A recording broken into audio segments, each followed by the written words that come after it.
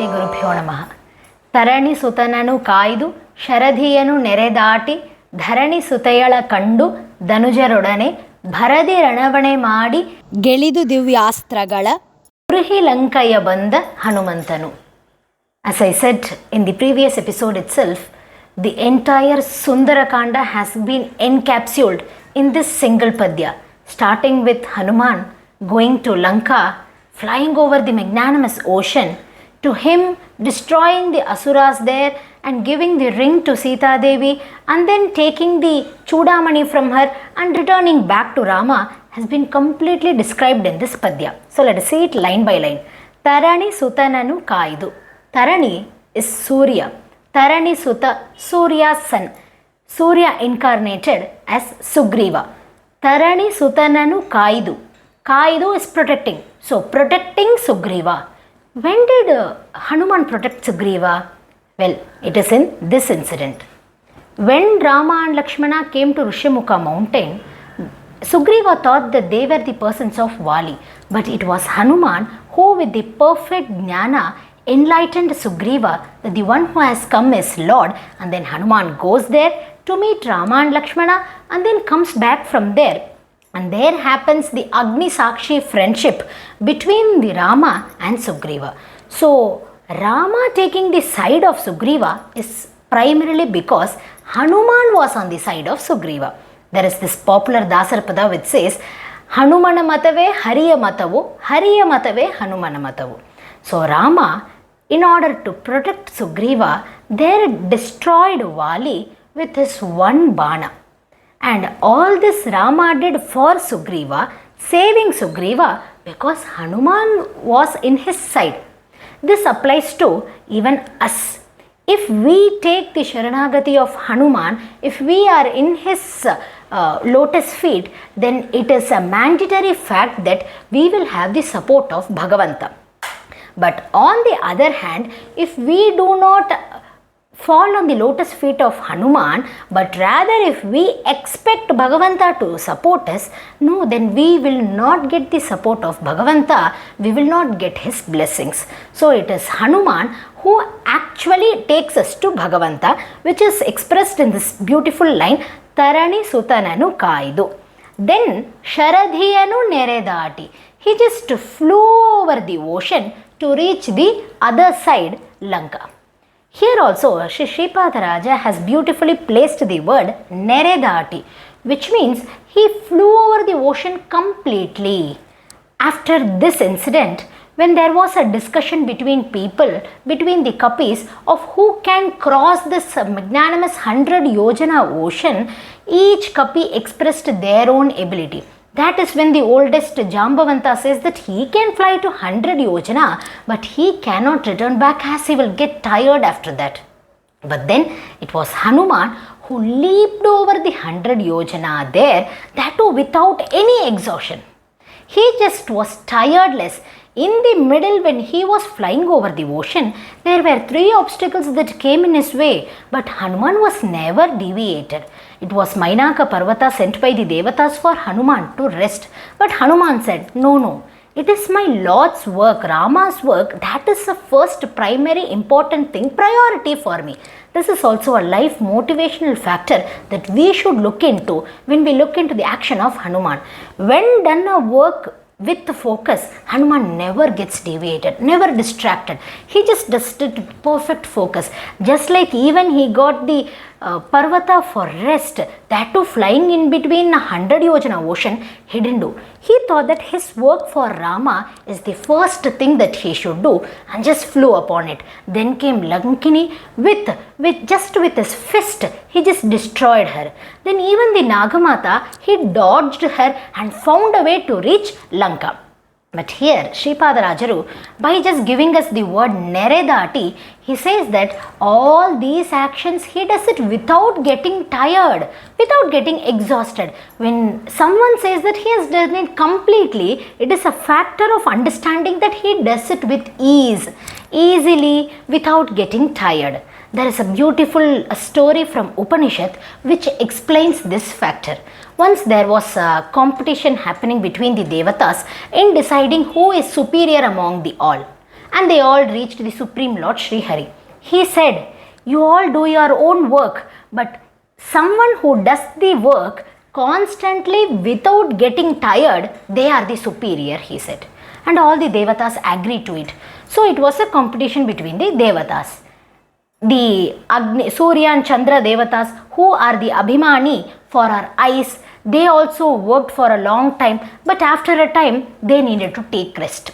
Even the Dik Devatas, who are Abhimani for our ears, they worked for a long time, but they needed to take rest. Jayanta, who is Abhimani for our legs, he too worked for a long time, but at one point he needed rest. But there was one Devata who, even working constantly, was never tired, and that is the Mukhya Prana, Vayu Bhagavan.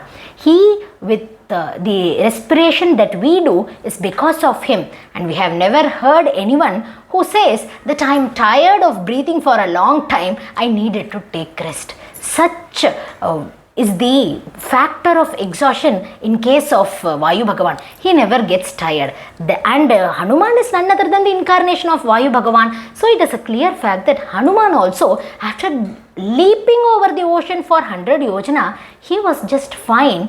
He did it with ease, says Sripadarajaru. So the next line say, after reaching Lanka, what did he do? Dharani Sutayala Kandu. There he just acted like he was searching for Sita Devi and then found Sita Devi at the Ashokavana. Here too there is a beautiful verdict that has been given by Jagadguru Sri Madhwacharya. At the time when Maricha came as a golden deer, there it was Sita who created one more Rupa, which was none other than Indra. But there was a Sannidhana, enhanced presence of Sita Devi too in that Akriti. That is why we call them Sita Akriti. It was Sita Akriti who was kidnapped by Ravana and not Sita. So when Sita Akriti was kidnapped by Ravana, it was Indra with the enhanced presence of Sita. So Sita Akriti was kept in Ashokavana. Hanuman went there. There he saw his Sita Mata and he did Namaskara to her. Well, Sita Akriti had an enhanced presence of Sita Devi. So Lakshmi Devi, he did Namaskara to Lakshmi Devi there. And after giving the ring that was given to him by Rama, he receives the Chudamani from Sita Devi and then he exhibits himself. He shows himself to the other Rakshasas who were present at the Lanka. Dharani Sutayala Kandu Danujarudane Bharadi Ranavane Madi. He, before meeting Sita Devi, no one saw Hanuman. But after meeting Sita Devi, he exhibited himself. So they saw Hanuman, they came to fight. They say that Ramayana Yuddha is very big. At this place itself, when Hanuman exhibited himself, it was some 80 crore Senadipati who came to fight with Hanuman, who had 80,000 Senadipati as their head. So such a huge army of Ravana, full of Rakshasas, came to fight with Hanuman. And Hanuman, just with his palm, he just crushed all these Rakshasas. 1/3 of the army of Ravana was destroyed when he went to first meet Sita Devi itself. Such powerful was Hanuman. So Hanuman there, after crushing all these Devatas, there comes this Akshakumara. And Hanuman too just lifted Akshakumara with his legs and he just rotated him as if he is rotating a balloon and he threw him somewhere. After destroying Akshakumara, and there comes Indrajit, who was one more son of Ravana. Gelidu Divyastragal Danujarudane Bharadi Ranavane Madi. Danujaru are the Daityas, the sons of Danu. Bharadi Ranavane Madi. Fighting with them fully, completely, with complete force. Gelidu Divyastragala. He won all the astras. This incident is with Indrajit. So when Indrajit comes to fight with Hanuman, Indrajit was a very powerful man. He had once won Indradeva during a battle and he had the power of all the astras. So Indrajit just poured a rain of astras on Hanuman. But Hanuman easily dodged between the astras. But Indrajit was very clever at this point. He forced a Brahmastra upon Hanuman. But Hanuman, in order to respect the Brahmastra, and he also had an intention to meet Ravana, otherwise no astra can bind Hanuman. And he had an intention to meet Ravana and he need to give respect to Brahmastra, so he let the astra bind himself. So the Brahmastra binded Hanuman, and within a few minutes all these Rakshasa who were literally foolish, they tried to pour upon more astras on Hanuman. But the Brahmastra, it felt humiliated on all these acts. It left Hanuman and it went to its own loka. But Hanuman stayed binded. So here Gelidu Divyastragala, he just won over all the astras, and then as he wanted intentionally to get binded, he got there, submitted him there, and he went to Ravana's palace. Then comes the next line. Urihi Lankaya Banda Hanumantanu. So he went sat in front of Ravana majestically and started to proclaim that he is Ramaduta.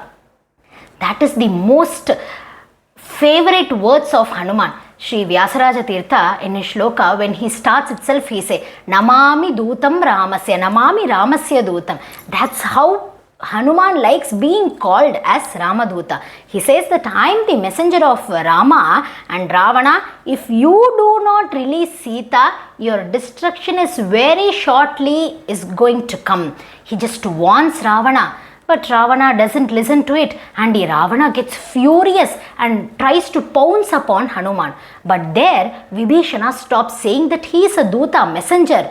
A messenger should not be killed, so don't do this. As Vibhishana stops there, Ravana doesn't kill. Ravana sets fire on the tail of Hanuman.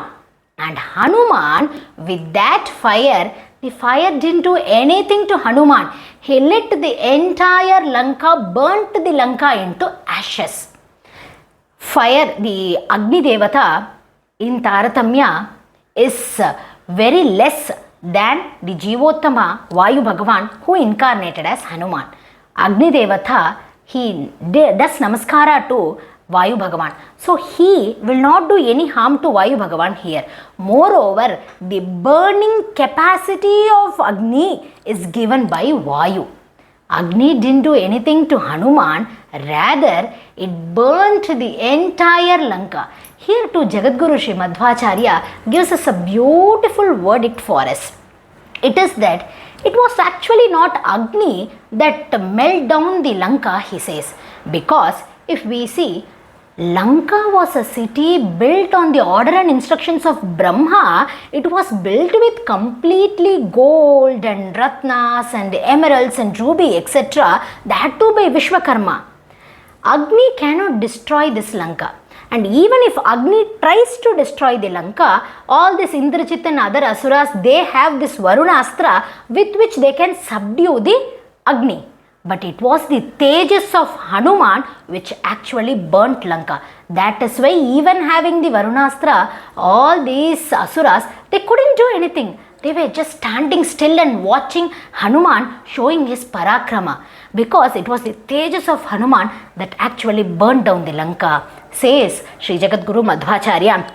That is why Sripadarajaru too here says, Urihi Lankaya Banda Hanumantano. It was Hanuman who burnt Lanka and came to his Lord Sri Rama, which is well described in the next Padya, which we will see in our next episode. Shri Krishna Arpanamastu.